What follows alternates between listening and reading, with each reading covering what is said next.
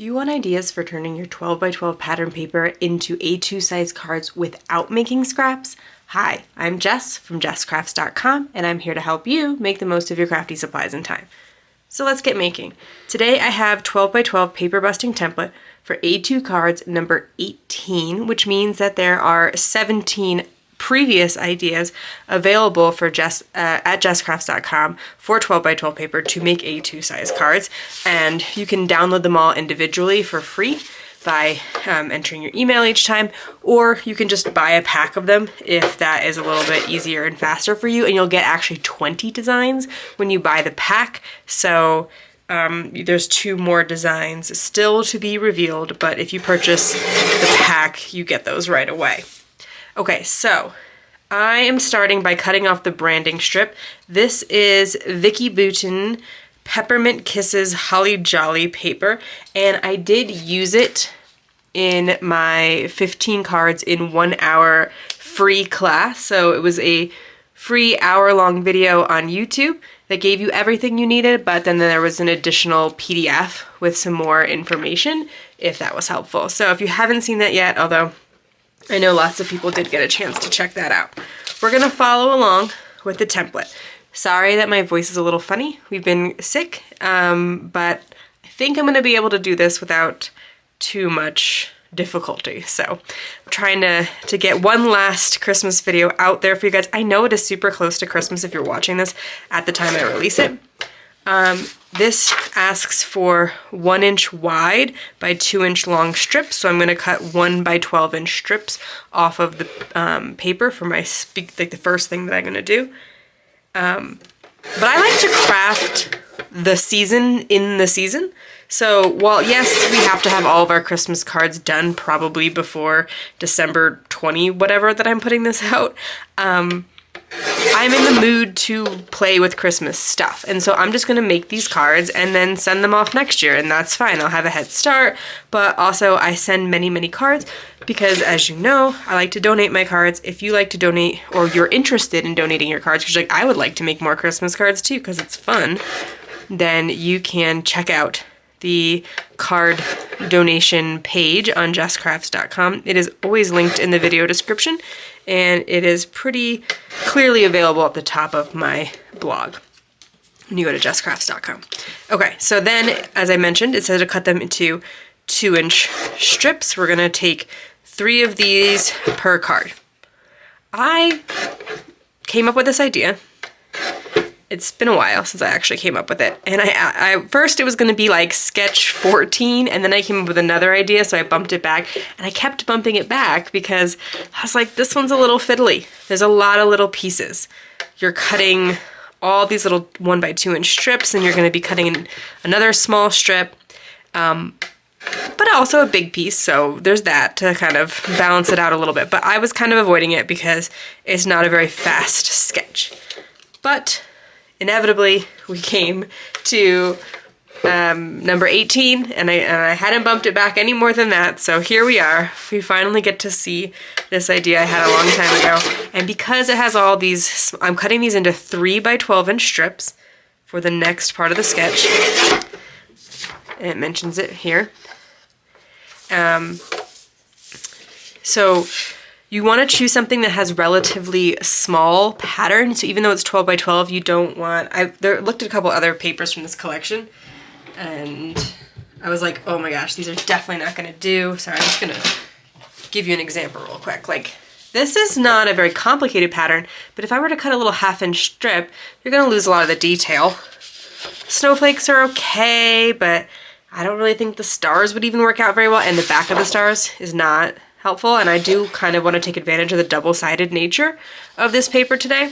But there's like one with like these giant candy canes, you know, all those kind of things. Those are going to be more challenging with the sketch, which is another reason I was kind of avoiding the sketch, because I do prefer to come up with an idea that I think is really easy to use. It works with a lot of different pattern papers. Now, this one is not terrible because it does work with directional pattern paper. So if your simple pattern has a clear top and bottom, then you're still good. So I cut 2 3 by 3-inch wide by 1/2 inch tall strips. And then I'm gonna cut this last remaining piece to 5.5. It's gonna be the entire length of the card. And then we'll do that 2 more times. The one thing that is nice about smaller pieces like this is it's a good way to use up some cardstock scraps. So these are 1 by 2, and I need to cut mats that are 1/4 inch bigger, as called for here on the sketch. It tells you exactly what size you're cutting your mats. And this scrap happens to be 1 1/4, so I can get a few of the 1 1/4 by 2 1/4 mats that I need out of it. And then I can kind of go through and start with lots of scraps. This sketch also calls for a really large mat though for these. So they're 3 by 5.5, but you don't need a mat for the 5.5 inch length. You just need a mat for the sides. So if you want to cut less cardstock, you can. I find that that takes a lot of time to just put a little strip of cardstock on each side. It's pretty time consuming, so I'm not gonna do that today, especially because I am gonna be spending a lot of time on cutting those smaller mats. So this sketch, if I hadn't mentioned, does make 6 cards with 1 sheet of 12 by 12 paper, which is pretty reasonable to me. I know you can make like a lot of cards from 1 sheet of 12 by 12 paper, but I personally am like, I usually don't need, you know, the maximum number of cards. I actually usually try to make 6 kind of like the limit of how many I make in my sketches. So a lot of times you'll see they only make 6, but you can make teeny tiny little pieces of paper work. So I need 6 of those, and I'm gonna keep going and cutting all my mats. I don't wanna spend too much time, especially because like I said, my voice is still definitely a little funny there, but we'll also cut 1/4 inch mats for these small pieces with some scraps. I did pick green paper for my cardstock mats because there's green on each one. I do think the red could have added a nice pop, especially on the pieces that have the red berries, but red cardstock, I go through it like water. I use so much of it. I guess because it works well for like more than one holiday or something, and then I can't seem to find it like inexpensively, so then I have to buy expensive red cardstock. And I use a lot of Recollections, Park Lane, like less expensive but still thick cardstock. Now if you're fine with 65-pound, apparently I'm just gonna keep talking. If you're fine with 65-pound cardstock, you can absolutely get sets of red at Michael's, Joann's, that kind of thing. But because I like the 100-pound, I like it to be a little thicker so I can die cut with it and that kind of thing, I do find it a little harder to source the red. When I work on a design like this, especially when I have like a lot of little pieces to adhere, it's really helpful to be able to add adhesive to a whole bunch of them at one time, and then to stick a whole bunch of them down onto the cardstock at one time. So I decided to make this green checkered paper the strip. So when I layer it on top, since the checker paper is going to be the strip that comes across, I want the layer that it's sitting on to be the opposite side of the paper, and then it'll come back to the green check. So I like to layer my double-sided paper like in groups like that, where no pattern is touching the same pattern as much. That's to be the advantage of having double-sided paper. Now, if you only had single-sided paper to work with, you could just take 2 sheets of it. That is what I often do. I have sometimes shown on my channel just taking a single-sided paper and using it as a single-sided paper, like not flipping it over, because you don't have to. You don't, or sorry, not mixing it with another pattern, because a lot of sketches do work without mixing them, or some, you know, maybe if it's not like ideal, it still looks great. And then occasionally when you have to cut off a branding strip, I don't know if you can even see this, but there's a slight bit of red on the bottom, and it actually doesn't show on the checked side. It only shows on, it's this little red bit from not cutting off this branding strip perfectly. So you can come in and just trim it by hand, if that bothers you, but that is sometimes the challenge of those branding strips, is cutting them off perfectly. The other thing I will say about the branding strips, and I did mention this in the online class, is these are really great for just adding to the inside of cards. So you can absolutely embellish your card with these. You know, use this scrap, do not throw, I mean, I don't like to throw it away because it's really cute. In this case, I might like cut off, since they're like in, there's like whole patterns, you know, whole little sets of leaves. I would probably cut them into sets of 3 because I think that I like odd numbered sets. And then I'd probably use them on the inside of the card, although now there's only 2 left, so, or 4 left, so I have to cut them into sets of 2. And then honestly, it's just gonna go on the inside of the card. At this point in making the card, I realized it's actually not super Christmassy, because most of the background is gonna be the green checked paper, and there's gonna be this holly, which, you know, it's definitely a Christmas thing.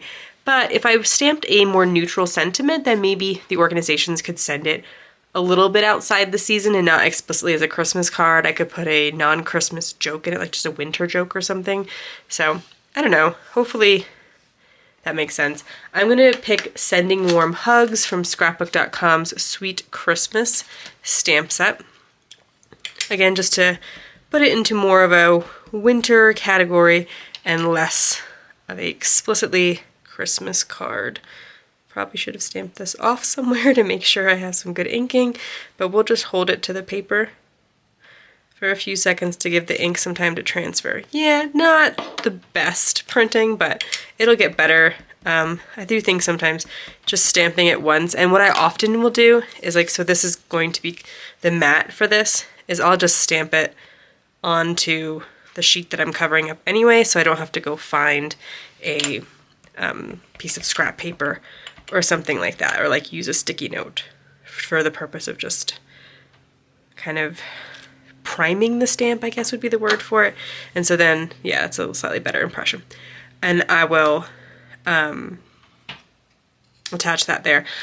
I will say also, when you're stamping, one of the reasons to maybe choose certain colors of ink is that if you did get a bad impression, a slightly bad impression, you could go in with like a marker and try to fix things if you're picking something really neutral like black that you have a thin pen for, or just, you know, picking some pens that go with your favorite colors of ink for that reason.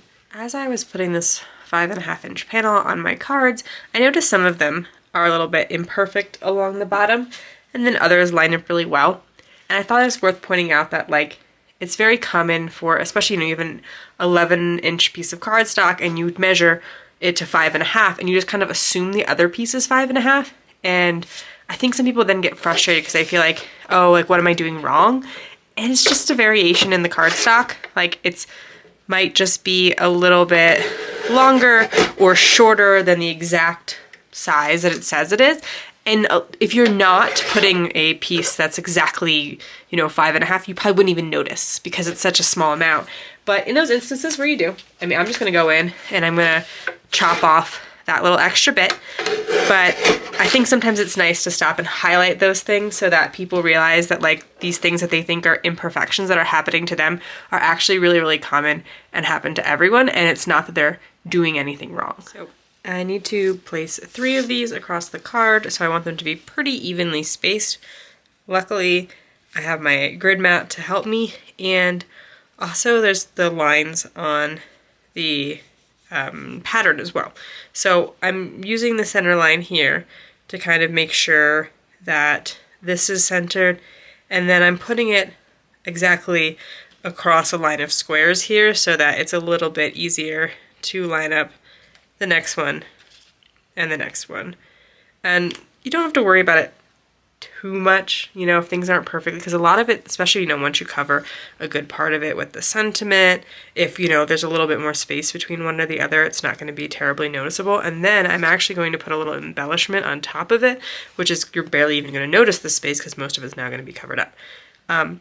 I think you could totally leave the card just like this. I think this is fine. But it does say Sending Warm Hugs, so I kind of wanted to incorporate something, some kind of embellishment. And I found these from Creative Fabrica that I had printed and cut out but didn't use yet, and that happens to me because sometimes I'll just be like, oh, this is a really cute image, I totally see myself using this on a card, and I'll print a bunch and cut while I'm like watching TV or something, like just basically trying to relax. And I can do that like anywhere, you know, not in my craft room. So I had them. And even though they're not the perfect colors for this, like there's no blue in the card already, I would have maybe preferred something that was just green or red. It keeps it out of the Christmas, because, you know, it's just a snowman, even though there's a little candy cane stick or whatever. So I thought, considering that I had exactly 6 of them for 6 cards, they were already cut, etc., etc., I said, you know, that was pretty serendipitous. So here are 5 of the 6 cards. I'll record one for Instagram, but you see it creates all the same card. You could mix it up by putting different sentiments and different cups. Like this particular Creative Fabrica set actually has several different like cocoa mugs in it. So that could be a way to kind of personalize or make each card unique if that is your preference. If you found this video helpful, here's another video where you can find more ideas for enjoying your crafty time and supplies. Let me know you like this video with a share to your crafty community, subscribe and click the bell so you don't miss the next template or tutorial, and check the video description for product links. For anyone who is celebrating Christmas, I hope you have a Merry Christmas, and if I don't see you, a Happy New Year. Bye.